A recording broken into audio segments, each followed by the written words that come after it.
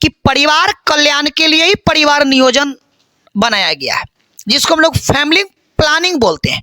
तो ये family planning जो होता है ना, परिवार के कल्याण के लिए बनाया जाता है। और ये बनाया कब जाता है? जब कोई लड़का या लड़की का जब विवाह संपन्न हो जाता है, और विवाह संपन्न होने के उपरांत जब दोनों पहली बार मिलती है या मिलता है, तो मिलने के उपरांत तो दोनों एक साथ बैठ करके परिवार के ऊपर प्लानिंग सेट करते हैं।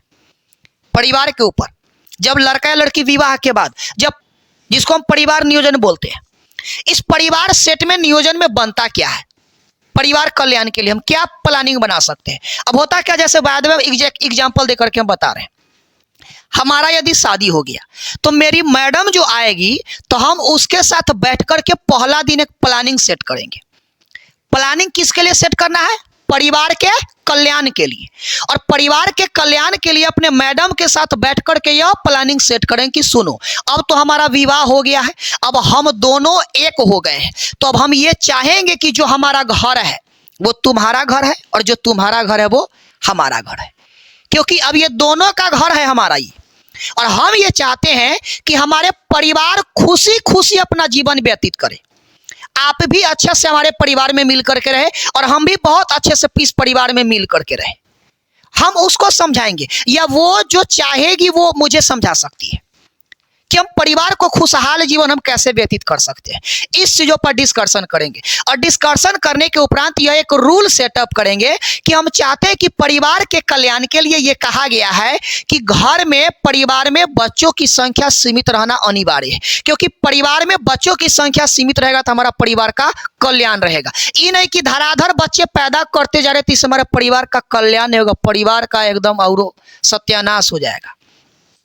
समझ गए ना? तो उस चीज़ों के लिए रूल रेगुलेशन क्या होना चाहिए, ये एक सिस्टम सेटअप करेंगे कि फिलहाल अभी हमारा शादी हुआ है तो हम ये चाहते हैं कि जब शादी हो गया तो इसके 2 साल के बाद हमारा पहला संतान हो।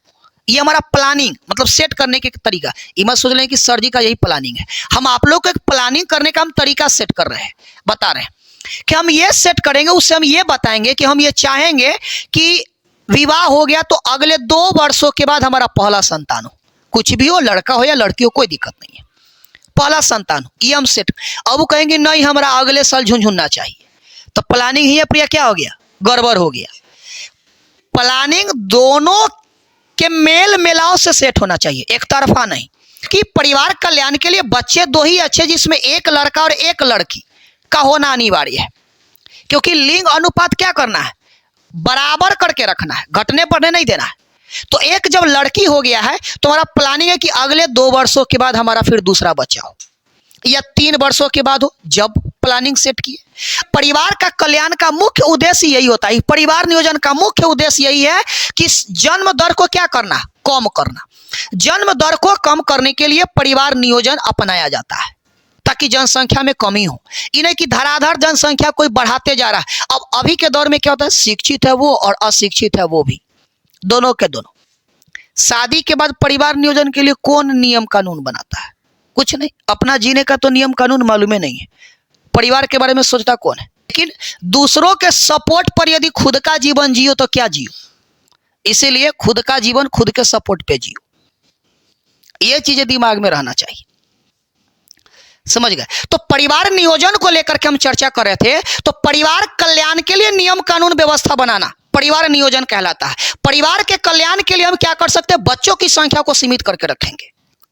बच्चों की संख्या को सीमित करके रखना है, हम 2 और हमारे 2, बस इस आधार से हमारा बच्चों की संख्या सीमित रहेगा। अभी नहीं कि हम ये रूल लगा दे कि हम 2 हमारे होने दो, तो फिर यहां से परिवार का कल्याण नहीं हुआ।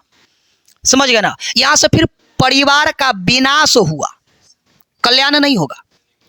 ध्यान रखेंगे, यदि हमारे परिवार में 2 ही बच्चे रहेंगे ना, 2 बच्चे रहेंगे, तो जो भी इनकम वगैरह होगा वो बच्चों पर खर्च करेंगे, परिवार पर खर्च करेंगे, खाना पीना। क्योंकि 2 बच्चे हैं, यदि एक आम तौर से हम लोग सब मिडिल क्लास फैमिली से बिलोंग करते हैं, यदि हमारे घर में यदि 2 बच्चे, तो सोच करके देखो, उस 2 बच्चों के लिए खाना पीना का बंदोबस्त करो, कपड़ा का बंदोबस्त करिए, बेहतर पढ़ाई के लिए शिक्षा का बंदोबस्त कीजिए, कॉपी कलम किताब के बारे में उसके लिए सोचिए, उसके भविष्य के बारे में सोचिए कि हमारा बच्चा धीरे धीरे बड़ा होगा तो ताकि उसके पैसा के लिए इकट्ठा करके रख सके।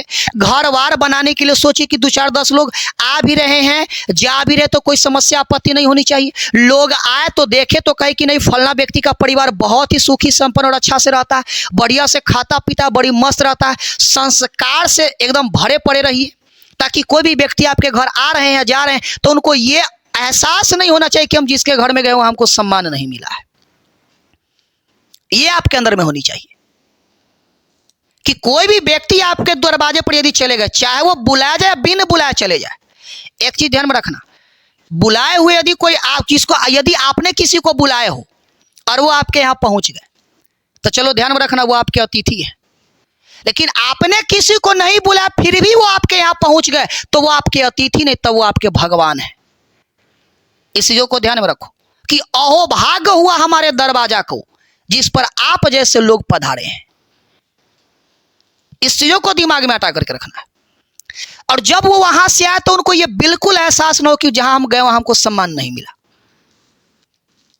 तो ऐसा आपके अंदर में क्वालिटी होनी चाहिए, समझ गए। तो परिवार नियोजन को लेकर के हम बोल रहे कि यदि बच्चों की संख्या यदि सीमित रहेगा ना, लिमिट रहेगा हमारे बच्चों की संख्या, पढ़ाई लिखाई शिक्षा दीक्षा से लेकर के खान पान से लेकर के हर चीज सही रहेगा, 2-4 लोग आ भी रहे हैं जा भी रहे, कोई आपत्ति नहीं होगा, सुखी संपन्न लोग रहेगा, पढ़ाई लिखाई बढ़िया से होता है, बच्चों का मानसिक विकास से लेकर के घर और पारिवारिक विकास सब बेहतर होता रहेगा। यही हमारा परिवार नियोजन और परिवार कल्याण है। ध्यान रखेंगे। हमारा परिवार का कल्याण कब नहीं हो पाता है? जब हमारे घर में जनसंख्या जो बच्चों का होता है ना जरूरत से ज्यादा हो जाता है।